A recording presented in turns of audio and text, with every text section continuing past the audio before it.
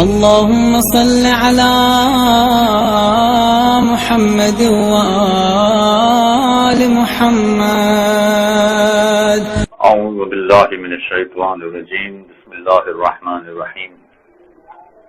اسلام میں بہت سارے ایسے مقامات ہیں کہ جہاں غریبوں پر خرچ کرنے کے لیے کہا گیا ہے، اور کچھ مقامات ایسے ہیں کہ جہاں پر واجب ہے کہ وہ غریبوں کو دیا جائے. مثلا زکوٰۃ میں کہا گیا کہ غریبوں کو زکوٰۃ دی جائے، اور اسی طرح سے خمس میں کہا گیا کہ سہم سادات والا حصہ غریب سادات کو دیا جائے. اور بھی کچھ مقامات ہیں کہ جہاں پر یہ کہا گیا ہے کہ غریب کو دیا جائے، مثلا رد مظالم ہے، واجب صدقہ ہے. ایسے بہت سارے عنوانات ہیں کہ جہاں پر یہ کہا جاتا ہے کہ آپ غریب کو یہ والی رقم ادا کریں، یہ مال غریب کو ادا کریں. سوال یہ پیدا ہوتا ہے کہ اسلامی نقطۂ نگاہ سے غریب کسے کہیں گے؟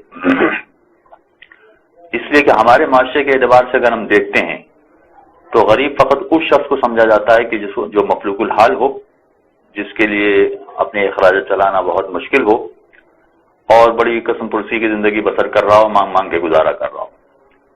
اسلامی نقطۂ نگاہ سے ذرا سا فرق ہے، چنانچہ یہ جاننا ضروری ہے کہ اسلامی نقطۂ نگاہ سے غریب کون کہلاتا ہے.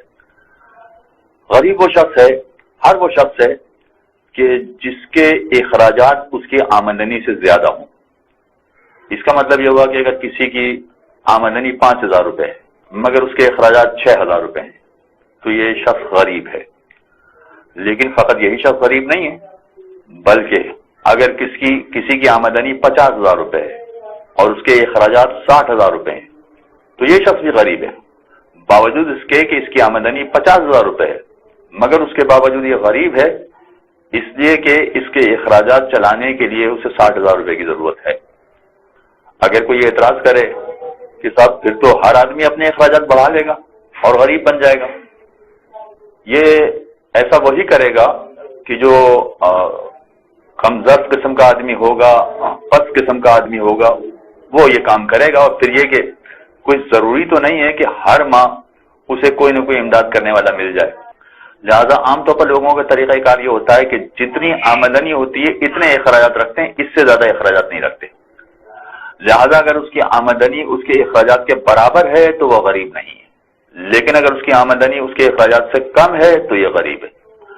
چاہے پھر اس کی آمدنی بہت زیادہ ہو، اور آمدنی جس کی زیادہ ہے اس کے پاس وسائل بھی ہوں. وسائل کا مطلب ہے اس نے موٹر سائیکل رکھی ہوئی ہے، گاڑی رکھی ہوئی ہے، مگر اس کے باوجود وہ غریب کہلائے گا، اس لیے کہ اس کی آمدنی کم ہے اس کے اخراجات کے اعتبار سے.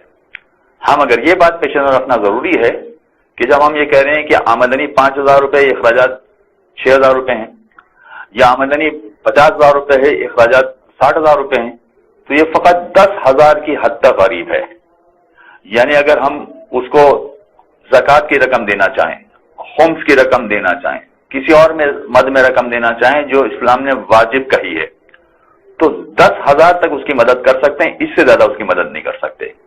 اس لیے کہ جب 10,000 اس کے پاس آ جائیں گے تو وہ غریب نہیں رہے گا، اور غریب نہیں رہے گا تو غریب والا حصہ اس کو نہیں دیا جا سکتا ہے. لہذا یہ بات پیش نظر رکھنا ضروری ہے کہ اگر کسی سادات کی مدد کی جا رہی ہے تو فقط اتنی مدد کی جائے کہ جتنی اس کی ضرورت ہے. اگر فرض کیجئے کہ سید ہے، آمدنی 50,000 ہے، اس کے اخراجات 60,000 ہیں، تو ہم 10,000 کی مدد اس کو کر سکتے ہیں. لیکن یہ بھی ہو سکتا ہے کہ اتفاقی اس کو ضرورت پڑ جائے، بیٹی کی شادی کرنی ہے، گھر میں علاج کی ضرورت پیش آ گئی ہے، یا کوئی اور مسئلہ ایسا پیش آ گیا ہے تو جس کی وجہ سے اس کو 4 لاکھ 5 لاکھ روپے کی ضرورت پڑ گئی ہے، تو ایسی صورت میں وہ عارضی طور پر 4 لاکھ روپے کا غریب کہلائے گا. لہذا اگر ہم 4 لاکھ روپے 5 لاکھ روپے کی بھی مدد کرنا چاہیں تو کوئی حرج نہیں ہے. وصلی اللہ علی محمد وآلہ. اللهم صل على محمد وآل محمد.